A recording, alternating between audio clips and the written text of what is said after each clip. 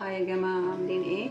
معاكم ايمي الصياد من أكلة سهلة. ان شاء الله نعمل وصفات حلوة كتير مع بعض وتقولوا لي رأيكم فيها بإذن الله. اوكي، اليوم بدنا نعمل ستيك بالخضار. معانا ستيك اي قطعة اللحمة اللي تحبوها، ومعنا توم، بصل، خضار الموجود في البيت، بقدونس او كزبرة.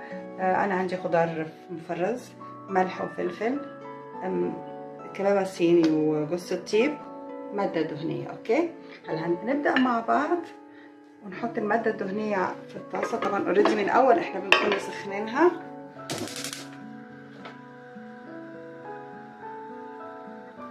المادة الدهنية برضو اللي تفضلوها. اوكي، هلا انا معايا الملح والفلفل الاسود، حط رشة على وبهارات لحمة على الستيك، ملح مش كتير على الوجهين. بسم الله، سبحان الله، الحمد لله، الله اكبر. اوكي، على الوجهين ببدأ. بسم الله، بسم الله، الحمد لله، الله اكبر. اوكي، اشوح الستيك، وممكن اعمله بقطع زي الشاورما، مش اي مشكله. بسم الله، وبرفع بعد كده الطبق اللي هو اللحمه.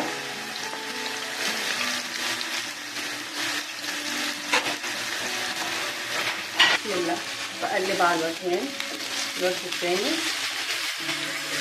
بسم الله، سبحان الله، الحمد لله، الله اكبر. حلو قوي نشكر واحنا بنطبخ. سبحان الله، طعم التقليد شكل ثاني خالص.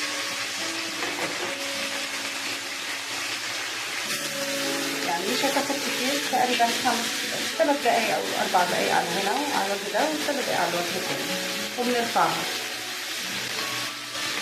بسم الله، الحمد لله، الحمد لله، الله اكبر.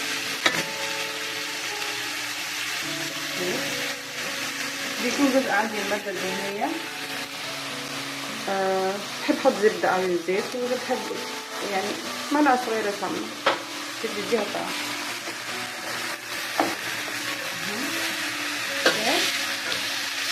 ما شاء الله،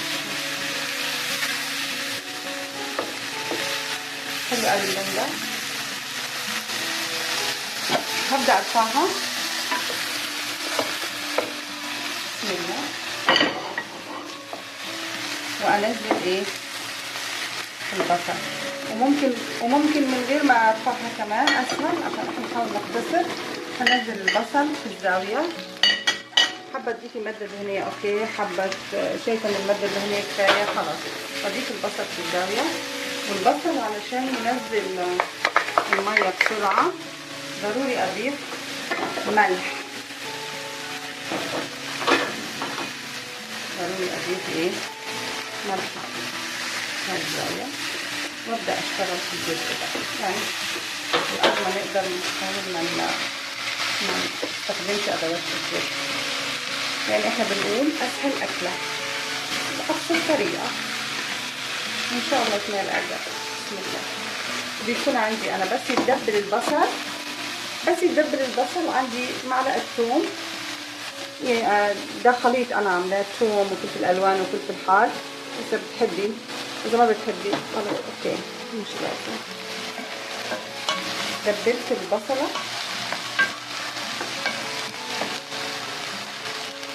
فيني اضيف الايه الثوم برضو. ابدا احط كده في الزاويه. اوكي، وابدا كلهم مع بعض ندمجوا مع بعض عشان ياخدوا من الطعم. واضيف بهارات اللحمه وفلفل اسود. بسم الله،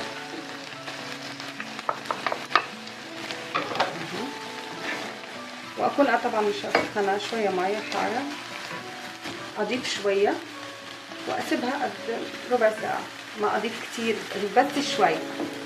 واشوف استوت اوكي، ما استوى برجع اضيف شويه مره ثانيه. اوكي، لان انا عندي الخضار مفرزان وكوسه مش هتاخد وقت، وحلو قوي الخضار ياخد قرشه ما يبقى مهري كتير. هلا بجيب ميه حاره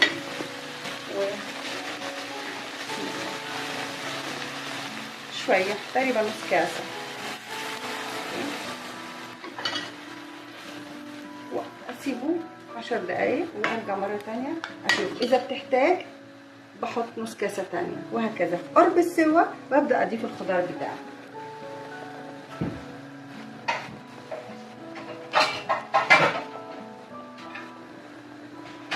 واسيبها، بغطيها واسيبها ربع ساعة او 10 دقايق، وارجع اشوف المية شربتها بحط لها مرة تانية، ما شربتها بستنى. بسم الله، ورجعت اشوفها اهيت ما شاء الله تبارك الله، شربت المية بتاعتها واستوت. الريحة تحفة والطعم حكاية، اتمنى تجربوها وتقولوا لي رايكم باذن الله. هلا بطفي عليها وببدا اقدمها في طبق.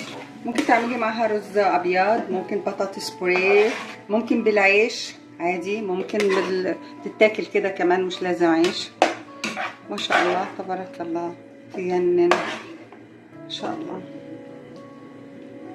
بسم الله سبحان الله الحمد لله الله اكبر. بسم الله بسم الله بسم الله. ريحتها تحفه تحفه تحفه. طبعا انا كنت شايله شويه كزبره احطها جارنش طبعا لان التقديم كتير مهم. اوكي بسم الله. واكيد بنقدم الطبق بشكل لطيف بشكل حلو عشان اللي بياكل نفسه تتفتح. وبحط شويه هنا، اللون الاخضر حلو، واي لون في الطبق بيضيف له فايده وبيضيف له قيمه غذائيه عاليه كتير.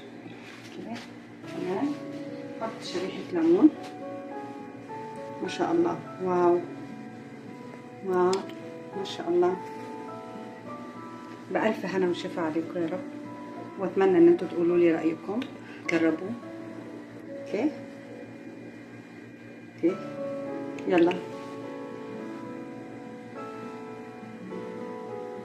نايس ما شاء الله تبارك الله. الوانه كتير حلوه وطعمه احلى. يا ريت لو تجربوه وتقولوا لي رايكم، وبألف هنا عليكم يا رب. وفي فيديو قادم باذن الله اشوفكم بامان الله. مع السلامه.